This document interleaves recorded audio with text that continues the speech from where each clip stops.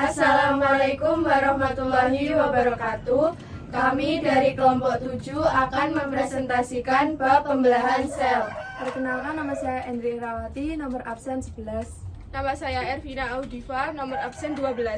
Nama saya Nezela Linggar Anandita, nomor absen 27. Nama saya Tania Nur Azara dari absen 33. Pengertian pembelahan sel. Pembelahan sel adalah peristiwa di mana sebuah sel membelah menjadi 2 atau lebih, lalu menjadi sel baru. Sel mengalami pembelahan untuk 1. Pertumbuhan makhluk hidup dapat bertumbuh karena sel-selnya bertambah banyak. Semakin banyak sel dalam makhluk hidup, maka semakin besar ukuran makhluk hidup itu.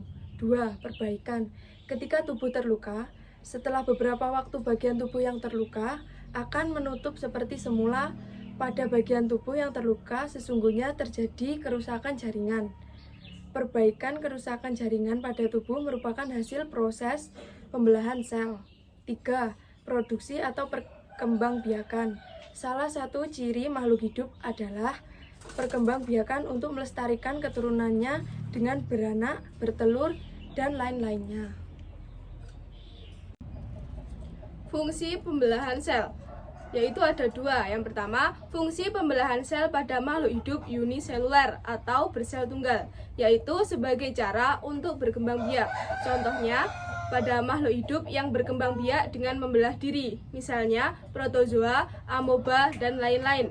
Yang kedua, fungsi pembelahan sel pada makhluk hidup multiseluler atau bersel banyak, yaitu sebagai cara memperbanyak sel tubuh sehingga makhluk hidup yang bersangkutan dapat tumbuh dan berkembang. Jenis-jenis pembelahan sel. Yang pertama, pembelahan mitosis. Terjadi pada sel tubuh atau sel somatik makhluk hidup.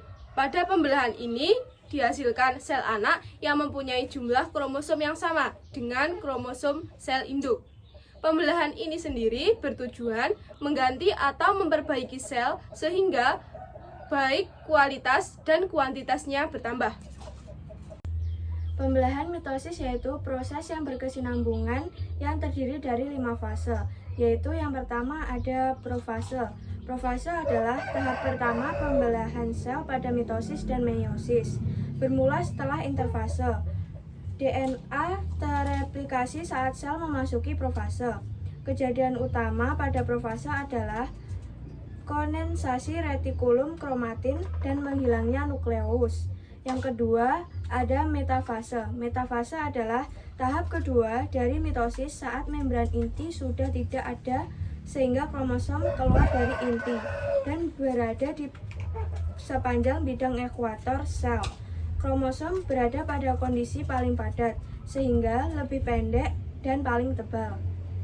Anafase. Anafase yaitu fase di mana kromatid memisahkan diri dengan bagian sentromer untuk membentuk kromosom baru. Yang keempat ada telofase. Telofase adalah pembelahan sel di mana inti sel anakan terbentuk kembali dari fragmen-fragmen nukleus. Bentuk selnya memanjang akibat peran mikrotubulus dan kinektokor. Benang-benang kromatin mulai longgar. Yang kelima yaitu interfase atau interfase seluler. Adalah suatu fase dari siklus sel di mana sel yang khas menghabiskan sebagian besar hidupnya selama interfase. Sel menyalin DNA-nya sebagai persiapan mitosis. Pembelahan meiosis berlangsung dalam 2 tingkat. 1. Meiosis 1 terjadi dalam 5 tahapan, yaitu interfase 1, profase 1, metafase 1, anafase 1, dan telofase 1. Pembelahan meiosis diawali dengan fase persiapan atau interfase. Pada interfase, kromosom tidak terlihat terlalu jelas karena terbuat dari serat kromatin yang panjang dan melingkar. 2. Meiosis 2 terjadi dalam 4 tahapan, yaitu profase 2, metafase 2, anafase 2, dan telofase 2. Yang ketiga, pembelahan aminosis. Pembelahan aminosis adalah pembelahan yang spontan di mana sel langsung membelah menjadi 2. Selanjutnya adalah contoh pembelahan mitosis, yaitu terjadi pada sel akar, sel batang, sel daun, sel kulit, sel hati, sel epitel, dan sel somatik lainnya. Contoh pembelahan meiosis yaitu terjadi pada sel akar, sel batang, sel daun, sel kulit, sel hati, sel epitel, dan sel kromatik lainnya. Sekian presentasi dari kelompok kami. Jika ada salah kata atau kurang lebihnya, kami mohon maaf. Wassalamualaikum warahmatullahi wabarakatuh.